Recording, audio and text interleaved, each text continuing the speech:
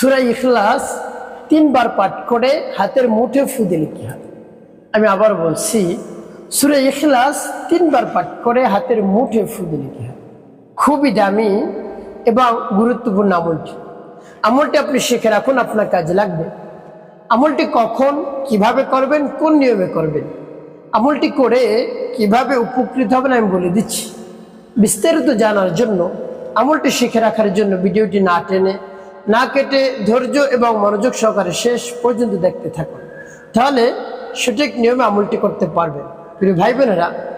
আর যদি আপনি টেনে টেনে কেটে কেটে দেখেন, তাহলে দেখা যায় অনেক জায়গা বাদ পড়ে যাবে, সঠিক নিয়মে আপনি আমলটি করতে পারবেন না।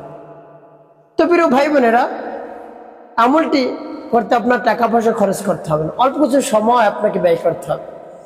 অল্প কিছু সময় ব্যয় করে যখন আমলটি করবেন, এর ফলাফল দেখে আপনি আনন্দিত হয়ে যাবেন, আরো বারবার আপনি আমলটি করতে চাইবেন প্রিয় ভাই বোনেরা। তাই কোন সমস্যা সমাধানের জন্য আপনি আমলটি করতেছেন বলে দিচ্ছি, পরে আগে আমলটি শেষ করে নিই। চলুন কিভাবে আমলটি করতে হয় জেনে নেওয়া যাক। শুরুতেই আপনি উত্তম রূপে পবিত্রতা অর্জন করবেন, এরপরে উত্তম পোশাক পরিধান করবেন, এরপরে কিবলামুখী আপনি বসবেন, বসে আমলের দিকে খেয়াল নিয়ে আসবেন।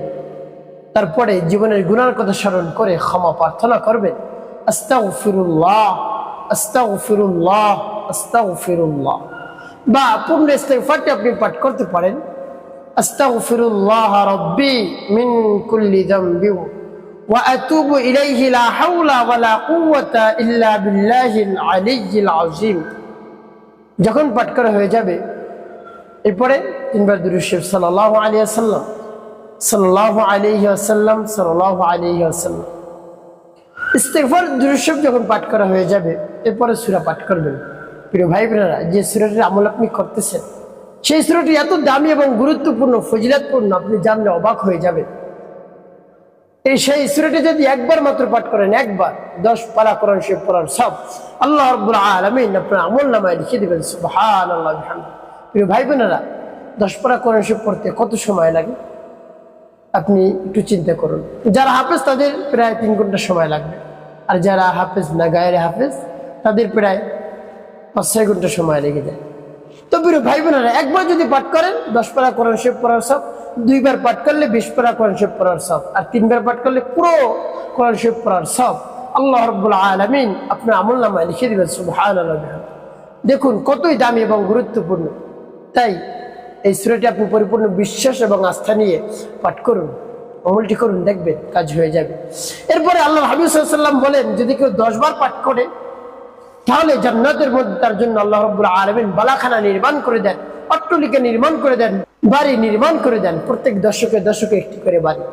তো প্রিয় ভাই বোনেরা, 10 বার সূরা ইখলাস পাঠ করতে 5 মিনিট সময় লাগে না, আপনি ধরে নিন 5 মিনিট সময় লাগে। তো প্রত্যেক 5 মিনিটে আপনি একটি করে বাড়ি পাচ্ছেন। সুবহানাল্লাহ বিহামদিহি। তাই দুনিয়াতে বসে জান্নাতের মধ্যে আপনি, তো প্রিয় ভাই বোনেরা, দুনিয়াতে বসে জান্নাতকে আপনি সুসজ্জিত করতে পেরেছেন। তো প্রিয় ভাই বোনেরা, দুনিয়াতে বসে জান্নাতের মধ্যে আপনি সবকিছু সুসজ্জিত করতে পারেন। সুবহানাল্লাহ ওয়া বিহামদিহি। তাই বেশি বেশি সূরা ইখলাস পাঠ করুন। আল্লাহ হাবিব সাল্লাল্লাহু আলাইহি ওয়াসাল্লাম আরো বলেন, যদি কেউ সূরা ইখলাসকে ভালোবেসে পড়ে থাকে, তাকে মুহাব্বত করে পড়ে থাকে, ভালোবেসে থাকে, সেই ভালোবাসার কারণে আল্লাহ রাব্বুল আলামিন তাকে জান্নাত দান করবেন। সুবহানাল্লাহ ওয়া বিহামদিহি। তাই এতই গুরুত্বপূর্ণ এবং ফজিলতপূর্ণ সূরা ইখলাস। তো এই জন্য বেশি বেশি আপনি সূরা ইখলাস পাঠ করবেন। তবে 3 বার পাঠ করে হাতের মুঠে ফু দিলে কি হয় বলে দিচ্ছি, আগে আমলটি শেষ করে নেই। ইস্তিগফার দুরূদ শরীফ যখন পাঠ করা হয়ে যাবে, এরপরে আপনি সূরা পাঠ করবেন। সূরা পাঠ করার শুরুতেই রব্বুল কারীমকে বলবেন, আল্লাহ আমার আমলকে, আমার সময়কে কবুল করুন, আর যে সমস্যা সমাধানের জন্য আমলটি করতেছি, সেই সমস্যা আপনি সমাধান করে দিন। এভাবে বলে সূরা পাঠ করবেন। আমি আপনাদেরকে সূরাটি বলে দিচ্ছি, যেমন বিসমিল্লাহির রহমানির রহিম, কুল হুয়াল্লাহু আহাদ আল্লাহুস সামাদ লাম ইয়ালিদ ওয়া লাম ইউলাদ ওয়া লাম ইয়াকুল লাহু কুফুয়ান আহাদ। প্রভু যখন পাঠ করা হয়ে যাবে, এরপর একটু ফু দিবেন, তারপর আপনি আবারও পাঠ করবেন, বিসমিল্লাহির রহমানির রহিম, কুল হু আল্লাহু আহাদ আল্লাহুস সামাদ লাম ইয়ালিদ ওয়া লাম ইউলাদ ওয়া লাম ইয়াকুল লাহু কুফুয়ান আহাদ। পাঠ করুন। তারপর আপনি মনে দরদ নিয়ে আবার পাঠ করবেন। বিসমিল্লাহির রহমানির রহিম কুল হু আল্লাহু আহাদ আল্লাহুস সামাদ লাম ইয়ালিদ ওয়া লাম ইউলাদ ওয়া লাম ইয়াকুল লাহু কুফুয়ান আহাদ। পাঠ করে সবাই। প্রিয় ভাই বোন, কতবার এভাবে গুনে গুনে আপনি পাঠ করবেন? 5 বার।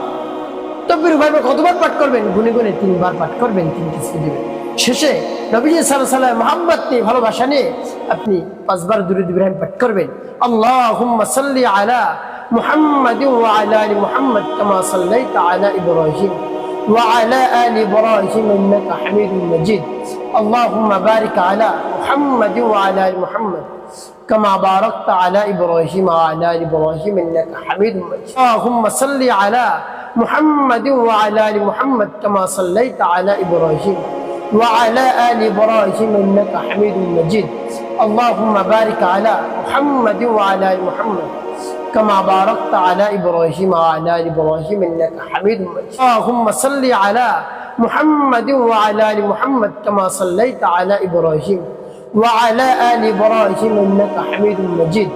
اللهم بارك على محمد وعلى آل محمد كما باركت على إبراهيم وعلى آل إبراهيم إنك حميد مجيد. اللهم صل على محمد وعلى آل محمد كما صليت على إبراهيم وعلى آل إبراهيم إنك حميد مجيد. اللهم بارك على محمد وعلى آل محمد كما باركت على إبراهيم وعلى آل إبراهيم إنك حميد مجيد. اللهم صل على محمد وعلى آل محمد كما صليت على إبراهيم وعلى آل إبراهيم إنك حميد مجيد. اللهم بارك على محمد وعلى آل محمد كما باركت على إبراهيم وعلى آل إبراهيم إنك حميد مجيد. যখন পাঠ করা হয়ে যাবে এরপর আপনি দুটি ফু দিবেন হাতের মুঠে। প্রিয় ভাই বোন, আমলটি করা শেষ। কোন উদ্দেশ্যের জন্য আপনি আমলটি করলেন? আপনার ভালোবাসার মানুষ যদি চলে গিয়ে থাকে, কোনোভাবে আপনার কাছে আসছে না, চলে গিয়েছে, আপনি দুশ্চিন্তা পেরেশানির মধ্যে পড়ে গিয়েছেন, আপনার খাওয়া দাওয়া ঘুম গোসল সব বন্ধ, আপনি কোনো কাজেও যেতে পারছেন না, আপনি ভালোবাসায় বেকুল হয়ে পড়েছেন, কি করবেন? এমন অবস্থায় চিন্তার কোনো কারণ নেই, টেনশনের কারণ নেই, পেরেশানির কোনো কারণ নেই। রব্বুল কারীমের কাছে বলুন, তার শরণাপন্ন হন, পরিপূর্ণ বিশ্বাস নিয়ে, আস্থা নিয়ে আপনি এভাবে আমলটি করুন। প্রিয় ভাই বোনেরা, দেখা যায় অনেক সময় স্বামী স্ত্রীর মধ্যে দ্বন্দ্ব মনোমালিন্য হয়, বা একই জায়গায় থাকে, একই বিছানায় ঘুমায়, একই জায়গায় খায়, কিন্তু তাদের মধ্যে ভালোবাসা নেই। একজন অপরজনের সাথে কথা নেই, ভালো কথা বলে না, খারাপ কথাও বলে না, শুধু একেবারে মনোমালিন্য, কোনো কথা নেই। একেবারে তাদের সংসারটা একেবারে নীরব হয়ে গিয়েছে। এভাবে যদি কিছুদিন চলতে থাকে তাহলে তাদের মধ্যে দূরত্ব আরো বেশি সৃষ্টি হয়ে যাবে, পরকীয়ার আশঙ্কা রয়েছে। বা অনেক সময় দেখা যায় স্বামী রাগ করে বাসা থেকে চলে গিয়েছে, আসে না, স্ত্রী চলে গিয়েছে, আসে না। এভাবে যদি হয় তাহলে কি করণীয়? এমন একটি কাজ করবেন যে কাজটি করলে আর কখনো ঝগড়াঝাটি লাগবে না, আপনাদের মধ্যে ভালোবাসা বৃদ্ধি পেতে থাকবে, কোনোদিন আর কমবে না। সেই কাজটিকে আমি বলে দিচ্ছি। তো প্রিয় ভাই বোনেরা, যখন আমলটি করবেন, আমলটি করে যখন দেখবেন ভালোবাসার মানুষ চলে আসছে, তাকে কেয়ার করা। স্ত্রী যদি চলে আসে তাহলে স্বামীর উচিত হবে স্ত্রীকে কেয়ার করা, বেশি বেশি উপহার উপটোকন দেওয়া এবং তার সাথে ভালো ভালো ব্যবহার করা। এটা যদি আপনি না করেন তাহলে সে তো আপনার কাছ থেকে ভালোবাসা চায়। ভালোবাসায় যদি না পায় তাহলে তো সে পরকীয়ায় লিপ্ত হওয়ার সম্ভাবনা রয়েছে। এবং স্বামীও যদি চলে আসে, স্ত্রীর উচিত হবে স্বামীকে ভালোবাসা দেওয়া, মন প্রাণ দিয়ে তাকে ভালোবাসা দেওয়া। ইতিপূর্বে যেভাবে চলাফেরা ছিল এর চেয়েও ভালো চলাফেরা করা, বেশি তাকে কেয়ার করা। দেখবেন আপনাকে পাগলের মতো ভালোবাসে, কোনোদিন আপনাকে আর খারাপ কথা বলবে না, মন্দ কথা বলবে না, আপনার সাথে মনোমালিন্য ঝগড়াঝাটি কোনোভাবেই আর লাগবে না ইনশাআল্লাহ, যদি বিশ্বাস নিয়ে আস্থা নিয়ে ভাবে আমলটি করতে পারেন। প্রিয় ভাই বোনেরা, একটি কাজ করতে হবে, আপনাকে 5 ওয়াক্ত নামাজ আদায় করতে হবে, মানুষের কল্যাণে খিদমতে কাজ করবেন, অবশ্যই আপনার জীবন সুখময় হবে, শান্তিপূর্ণ হবে।